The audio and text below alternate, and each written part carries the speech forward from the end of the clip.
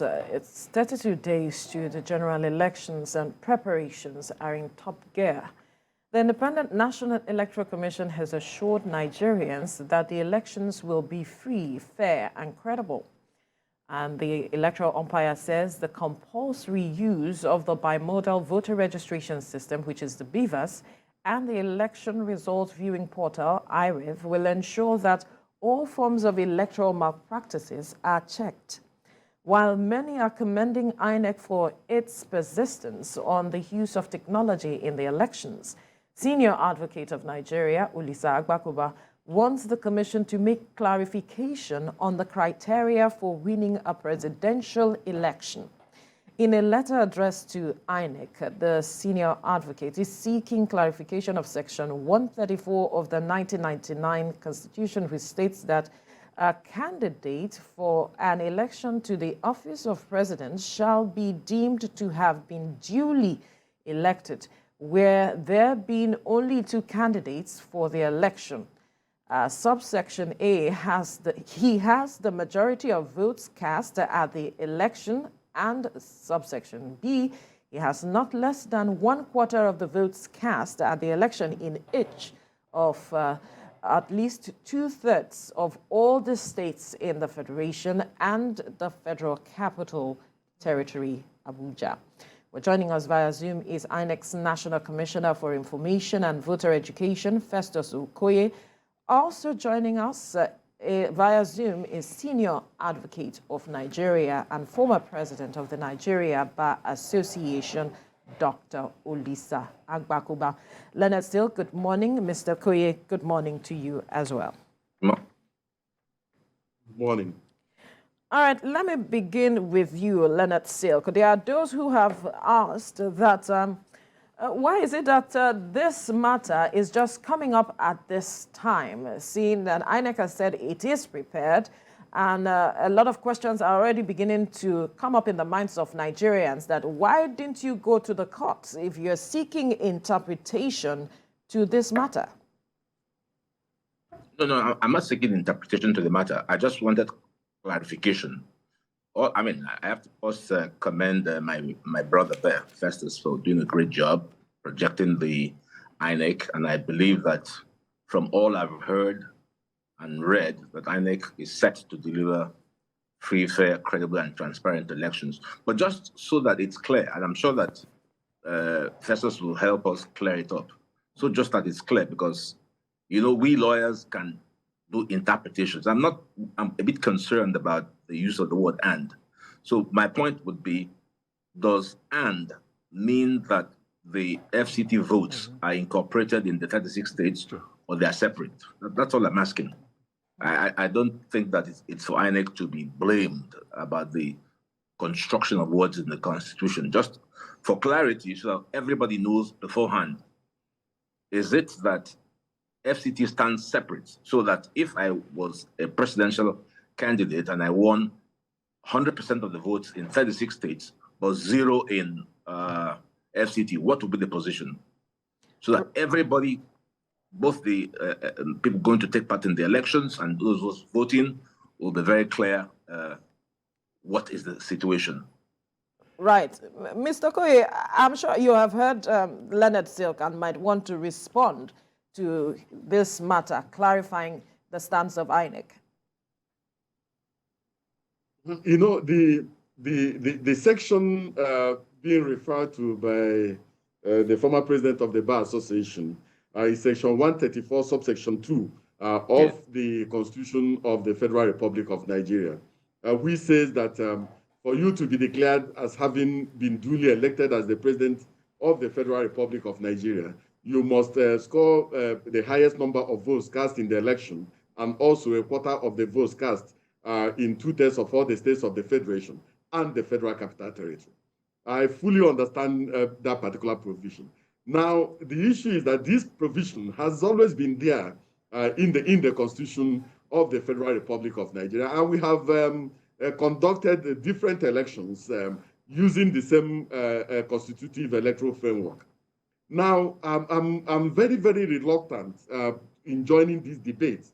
I'm reluctant because if you look at Part 1 of the third schedule to the Constitution of the Federal Republic of Nigeria, the Constitution itself names the chairman of the commission as the Chief Electoral Commissioner for the Federation. Now, if you also look at Section 25 of the Electoral Act, it names the chairman of the Independent National Electoral Commission as the returning officer for the presidential election. So what that means is that the power and the right to make a determination relating to the import or the purport of Section 134, subsection 2 of the Constitution of the Federal Republic of Nigeria has been reserved exclusively for the Chief Returning Officer of the Federation, who in this particular instance is the chairman of the Independent National Electoral Commission. And so I believe that since the makers or the framers of the Constitution have given him this particular power, it is left for him to exercise this particular power. It is when he needs our own input as members of the commission that we give him the input. But ultimately, he takes full responsibility for his own determination and for his own understanding of the import or purport of Section 134 of the Constitution. And the law says that if he makes his own interpretation or if he makes his own clarification and he doesn't make it well, the law courts are there to further give us the proper interpretation of the import of Section 134. So I think that I will be usurping the powers and the functions exclusively reserved for the chairman of the commission by giving an opinion relating to Section 134 of the Constitution. Silk, you are very explicit in your analysis of that Section 134. Some people will say it's quibbling. Festus Okoye has just said that it has always been there. But we run the risk this time. We have always run the risk, it seems. But we have not gotten into that position because maybe people have been getting the required one. Those who have been winning have been getting the required quota of the votes in Abuja. But it's very clear, as you have stated, that the Constitution says you must get at least a quarter of the votes cast in 24 states. That's 2/3 of the 36 states. And Abuja. And you are concerned with the word "and," which means that Abuja also stands alone. So you can win the 24 states and lose Abuja and then lose the presidency. Absolutely. But I take the point made by Festus. You know, it's a good point. It will be preempting the outcomes. So I can understand his reluctance. But as I said, mine was simply a concern to say what exactly. And you know, by the way, I haven't looked at it very carefully, but it seems to me that maybe this section relating to Abuja wasn't always applied. That's just what I think. But I take the point Festus makes that it will be very prejudicial to preempt the chief returning officer. And so my intent was just simply to say, what exactly is it?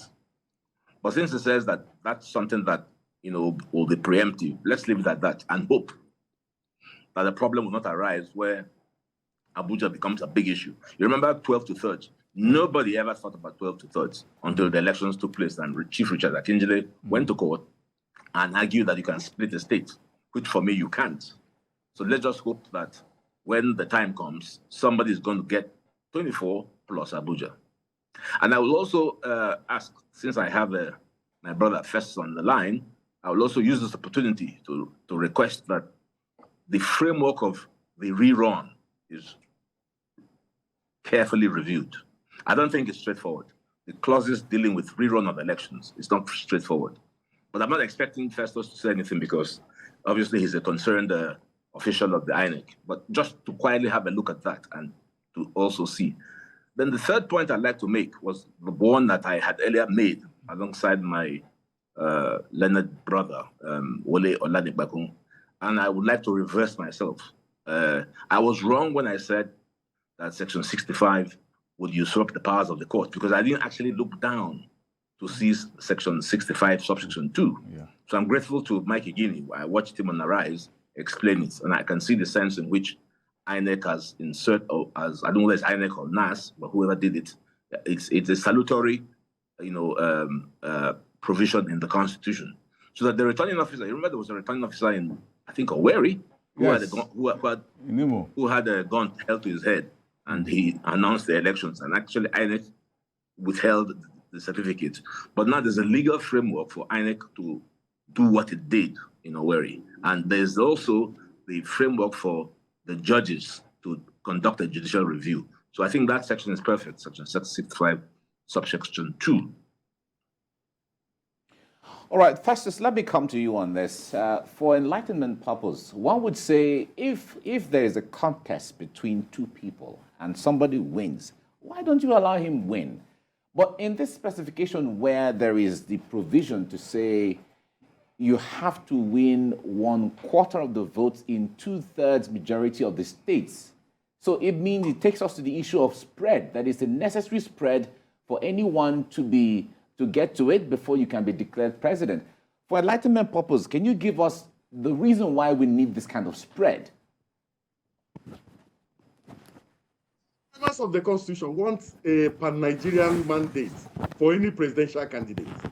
And I say this because if you look at some of the states that are referred to as the vote basket of Nigeria, you can win the entire votes from Lagos State, win the entire votes from Kano, and also win the entire votes from Rivers and become the president of Nigeria without winning a single vote from all the other, without winning or getting votes from other states of the Federation.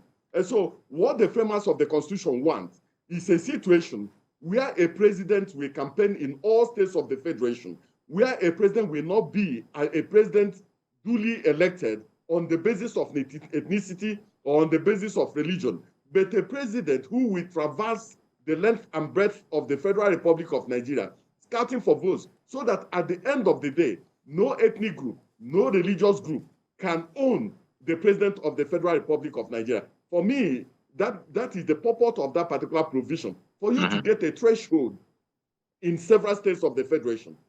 But as relates to the second point, which the former president of the Nigerian Bar Association made on the threshold for a run, or what the Constitution calls a second election, I think it is very clear. It says the Constitution is very clear that for you to become, or for you to be deemed to have been duly elected, you must score the highest number of votes cast in the election, and you must also score 1/4 of the votes cast in 2/3 of all the states of the Federation and the Federal Capital Territory. And it says that in default, any of the candidates meeting this particular threshold, that there will be a second election, and that only 2 of the candidates are going to participate in this second election. 1, the candidate that got the highest number of votes, and 2, one amongst the remaining candidates, if I may use the layperson's language, who scores the highest spread in the highest number of states, will be the second candidate.